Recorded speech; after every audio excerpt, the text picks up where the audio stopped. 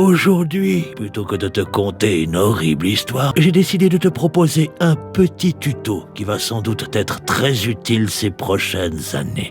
Comment fabriquer son propre savon. Une recette que je tiens d'une légendaire italienne appelée Leonarda Cinciulli, qui, pendant la Deuxième Guerre mondiale, a complètement révolutionné le monde des cosmétiques.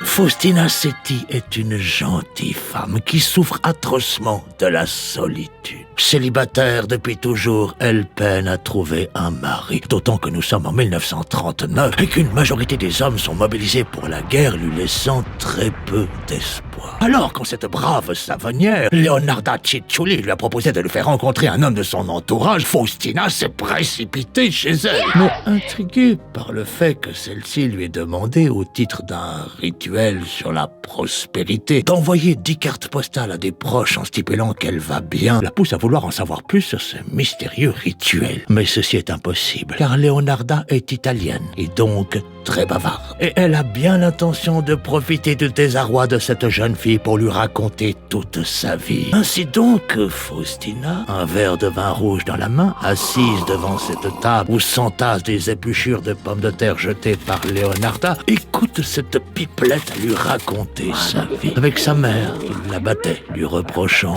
d'être née. Du jour où celle-ci l'a répudiée parce qu'elle a refusé d'épouser son cousin et s'est enfuie avec son mari actuel. Du sang que lui a jeté sa mère qui a provoqué la mort de ses 10 premiers enfants. De la sorcière qui a conjuré ce mauvais sort qui lui a permis d'avoir 4 autres enfants en pleine santé. De la guerre qui va bientôt mobiliser son fils préféré. Et du rituel que lui a enseigné cette même sorcière pour le protéger d'une mort certaine qui consiste à effectuer un sacrifice humain. Un sacrifice humain. Oui, un sacrifice humain. Pour sauver une vie, il faut parfois en sacrifier une autre.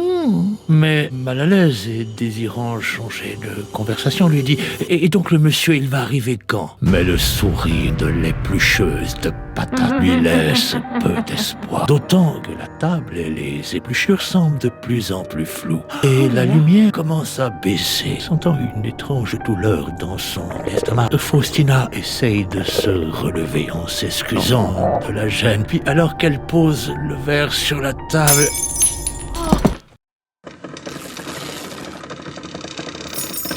Quand Faustina reprend connaissance, elle sent un courant d'air traverser tout son corps, lui laissant présager qu'elle est totalement nue.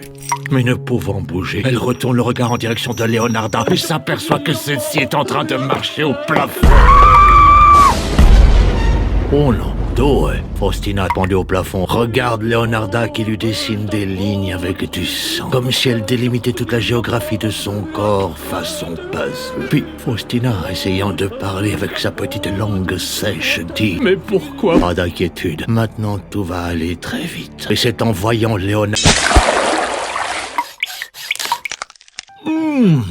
C'est délicieux, dit Francesca Soavi en goûtant au gâteau que vient de lui servir Leonarda Cinciulli debout devant sa cuisinière. Ah, grazie mille.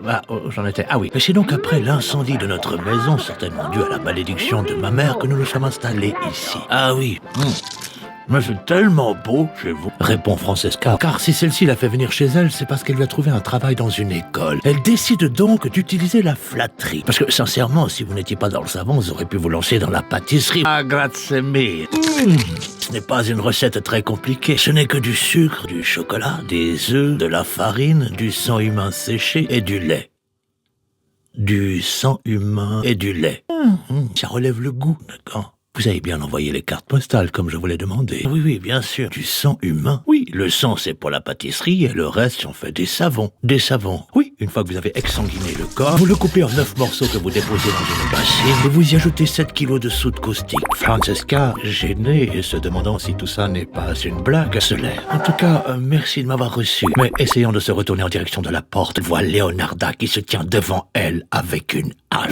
À ce moment, Francesca pourrait se retourner sur elle-même comme Wonder Woman, puis courir jusqu'à la porte, l'ouvrir et traverser le village en courant. Mais elle n'en fait rien, car la situation est tellement improbable qu'elle n'arrive pas à y croire. Même quand Leonarda s'approche d'elle, même quand celle-ci lève la hache, même quand la lame s'enfonce dans son...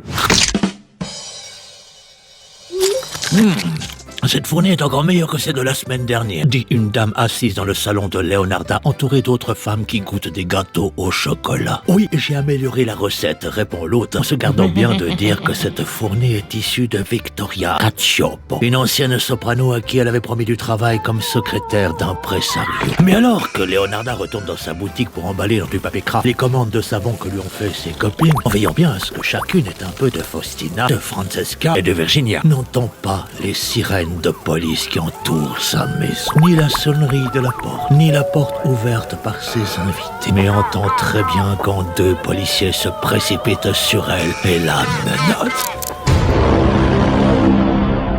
Ayant accusé son fils d'avoir assassiné toutes ses femmes pour que celui-ci soit emprisonné pendant la guerre, ses sacrifices humains n'auront pas été vains, puisque n'ayant pas pu être envoyé au front, il s'en sortira vivant. Quant à Leonarda, elle finit par avouer ses crimes et fut condamnée à 30 ans de prison, dont 3 ans dans un hôpital psychiatrique, et mourut en 1970. Bien que tu puisses te recueillir devant l'œuvre de Leonarda Ciccioli au musée du crime de Rome, où sont exposés sa hache, ses couteaux et sa bassine, il ne faut jamais oublier ce que celle-ci nous a enseigné. Si quelqu'un t'emmerde, fais-en un savon.